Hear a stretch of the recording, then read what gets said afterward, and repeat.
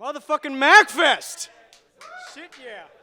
I didn't wear my lab coat. Anyway, so I'm here representing the Chiptunes equals win community, which you all know is headed up by the beloved Mr. President Hoodie. So big round of applause for President Hoodie. Now, he couldn't be here tonight because he had something better to do. What? I know. Am I right? Am I right? But he did want to kickstart this show with a little bit of a message. So I'm going to play some audio of him, and I might just mime here, like, pretend to be Brandon. Anyway, this is called The Evolution of Video Game Music. Now, what it's going to do is it's going to take you through the development of video game music back to the early consoles. So we're actually going to kick it off right starting at the NES. And what the show is all about is we're going to play the original music from that particular title on the original hardware, and then a little bit ways into the song, we're going to come in and mash it up with a reimagined version. We're going to do that for each and every song, but I'm going to give you a little bit of a history of the console that that particular tune and that particular game is coming from, so you can see how chiptune has evolved over the years. And I'm going to be playing it to some visuals. So those of you who know what's coming up right now, you guys know what's coming up right now, okay? Anyway, let's get the show on the road.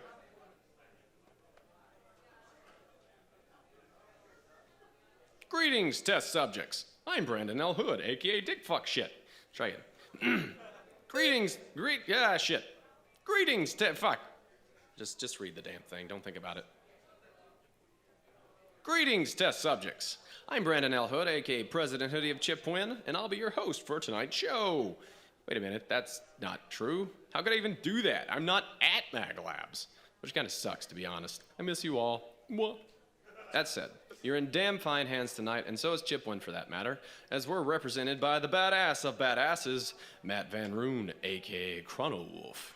And on that note, I'm gonna just shut up and hand the show off to him to present The Evolution of VGM. Have fun. Kick ass, Matt.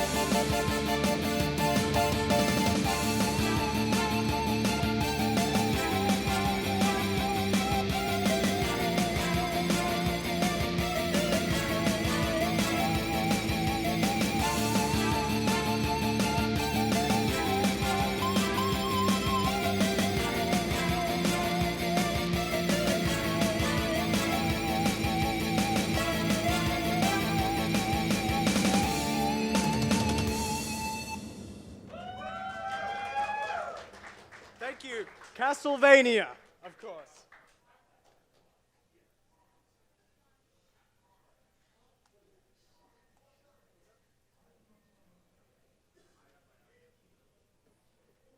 So Castlevania of course, came out in 1986 on the NES.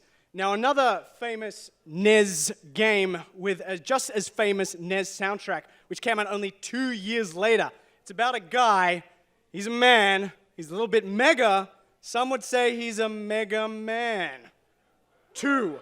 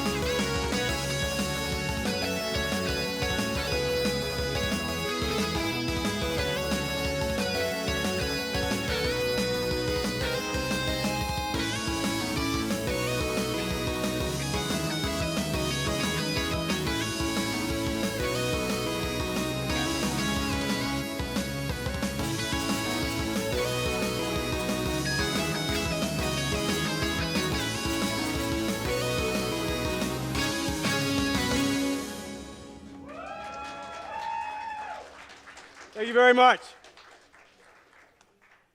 All right, moving right along, we're going to change consoles now. This one was released, don't put it up on screen yet, Sky, we'll see if people guess it before we do the video. This one was released in 1990 on the SNES and had a really kick-ass soundtrack, one of the earliest titles on the SNES. I think it might have even been a release title. But anyway, let's see if you get it. And then Scotty, after everyone screams it out, you put the visuals up, all right?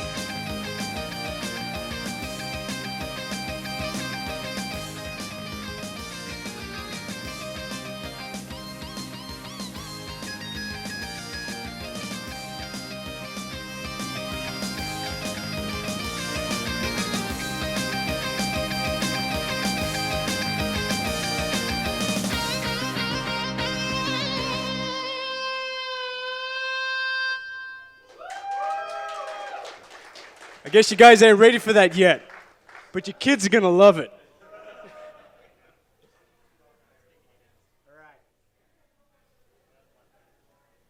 All right, we're gonna move to another console here for a... Let me try that again. We're gonna move to another console here for a piece released in 1991. This one's from Ninja Gaiden Shadow, released on the Game Boy.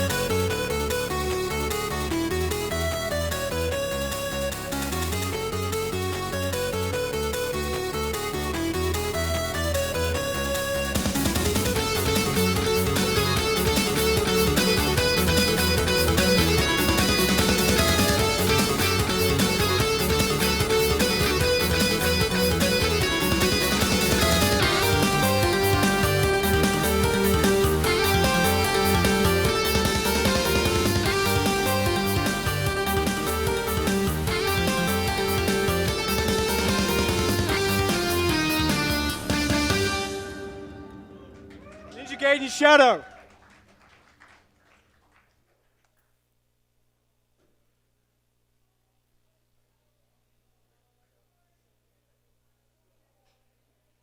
Right, this would also happen to be my favorite video game soundtrack of all time. So we're going to come back to the SNES here for something that was released in 1993. It employed a new piece of technology within the SNES for the graphics, but of course, with the audio chip on the SNES, it was still able to produce some pretty dynamic tones. This soundtrack was particularly famous because the composer was able to use seemingly organic instruments in an electronic manner. You guys will know exactly what I'm talking about when I mention the term orchestral hit and timpani with this particular soundtrack. But it's also one of the most difficult pieces to play, and I'm not only going to play the level, I will play the boss theme and the victory theme, one after the other to the visuals. So enjoy this one.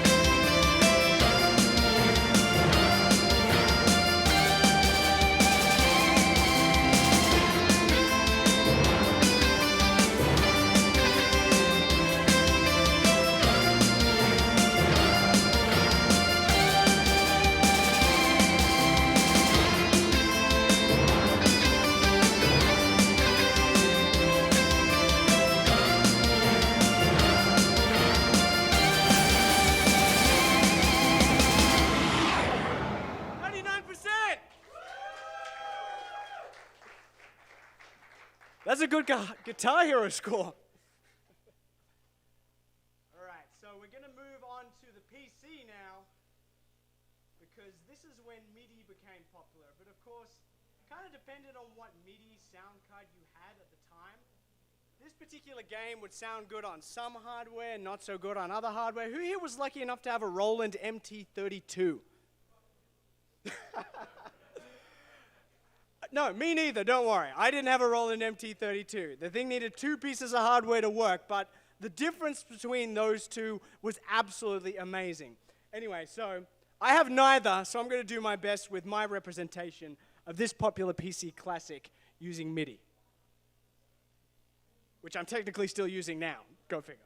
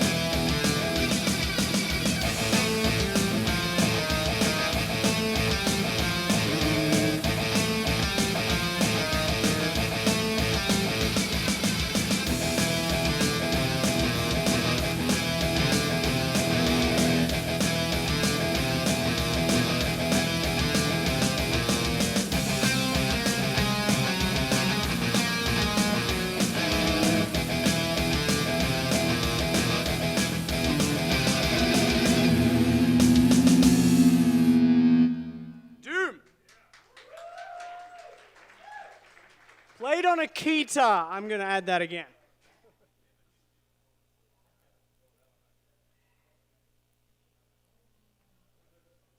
All right. It was around about this time we started seeing a lot of rock influences in a lot of music and a lot of video games. In particular, we started hearing tunes like this, commercial tunes come out of Tim Schafer games.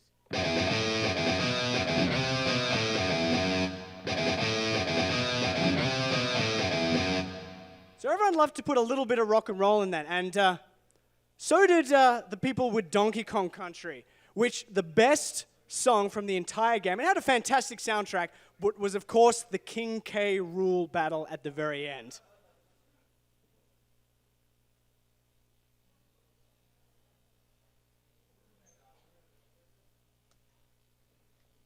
Before we get started, I want you guys to pair up, because at the beginning of this, there's a little bit of a sea shanty. And you know that dance where you lock arms and you do that kind of thing? I want to see everyone doing a sea shanty for the beginning of this part, okay? Otherwise, I'm just going to leave. And then you guys are like, okay, no sea shanty. All right, here we go.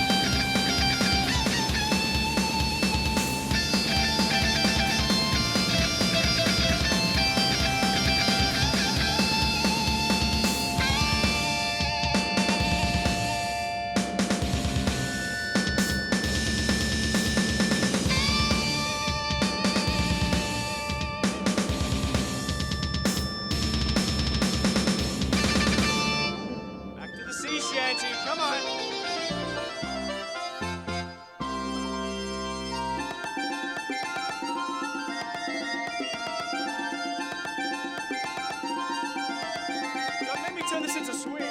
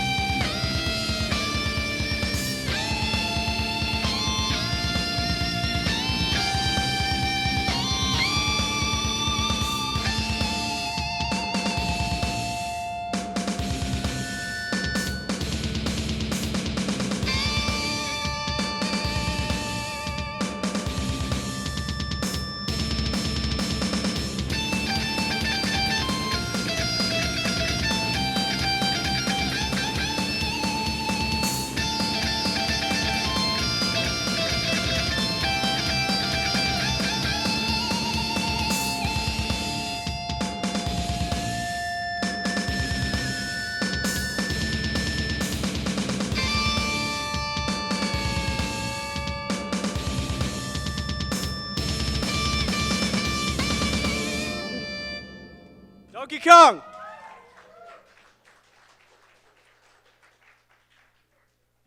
Now, at this particular time in video game soundtracks, they were starting to move away from the chiptune.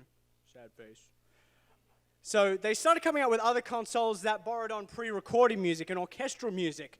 Now, the Xbox came out with a launch title that had its own pre-recorded orchestrated soundtrack. Sounded a little something like this.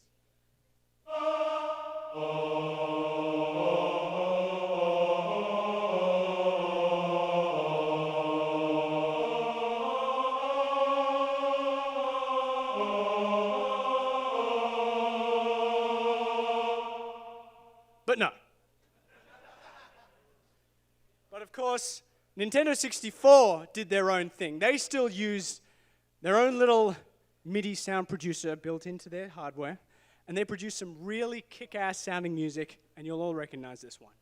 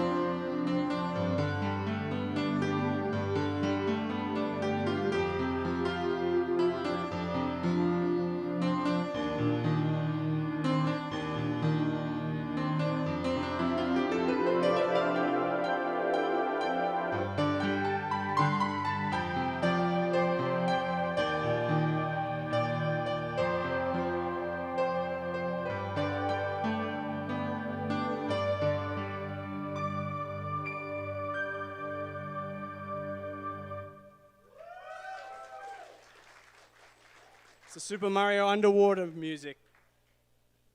Now, we're going to finish this off with a song that I only... Well, okay, to be fair, this show was a last-minute thing. I literally started recording and rehearsing this about 5 days ago. Thank you, Hoodie. But this song, it's from a modern game that does take us back to our chiptune roots. Now, this song, I only found out after I learned it that it was the most difficult song on the entire soundtrack to actually master. So if I mess it up a little bit, you'll forgive me, but the game is just absolutely awesome. You'll know exactly what it is as soon as I start playing it. Thank you, everyone.